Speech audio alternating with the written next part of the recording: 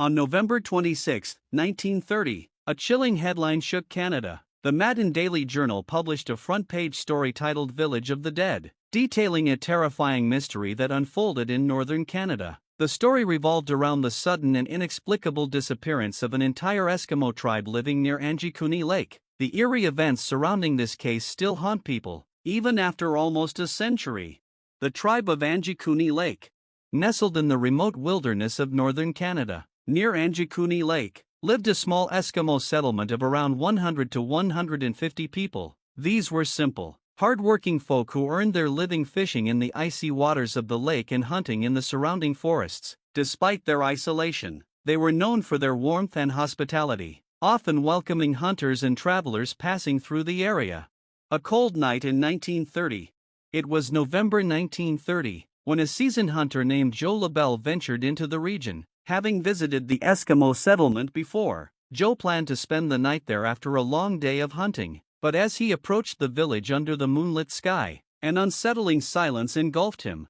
Usually, the area was alive with the sounds of laughter and chatter, but on this night, there was nothing but his own footsteps. Joe quickened his pace, hoping to find the villagers inside their homes. From a distance, he saw smoke rising from chimneys, a sign of life. Yet, as he entered the settlement, his heart sank. The village was completely deserted. Strange discoveries. Joe began exploring the empty settlement, and what he found was deeply unsettling.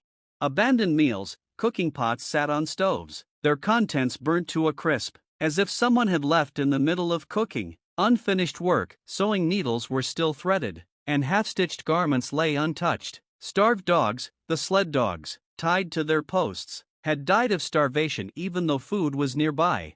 But the most chilling discovery? A shallow grave, freshly dug, yet there were no human or animal footprints in the snow except for Joe's own. Police investigation.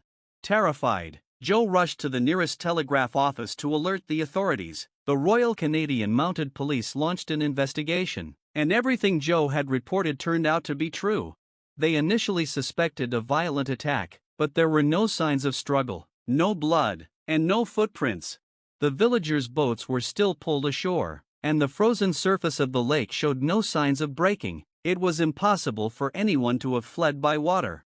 The police determined that the villagers had vanished several days before Joe's arrival, yet the smoldering firewood suggested the abandonment had been recent. So, where did the Eskimo people go? Theories and speculation. With no answers, the case was eventually labeled unsolved and faded from public attention. But in 1984, authors Roger Bohr and Nigel Blundell reignited interest in the mystery.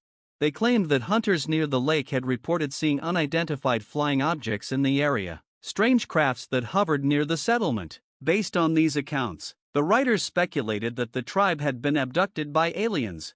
However, this theory lacked concrete evidence and was met with skepticism. Other explanations, ranging from supernatural forces to mass hysteria, have been proposed over the years, but none have provided a definitive answer. A mystery unsolved. The disappearance of the Angikuni Lake Eskimo tribe remains one of history's most baffling mysteries. Nearly a century has passed, yet no trace of the villagers has ever been found. Their abrupt departure, leaving behind food, animals, and even unfinished work, continues to puzzle researchers and storytellers alike. What happened on that cold November night in 1930? Was it an alien abduction, a supernatural event, or something even stranger? This remains a question lost to time. Thank you for watching Legends and Lessons. Don't forget to like, share, and leave your thoughts in the comments. We'll see you in the next fascinating story.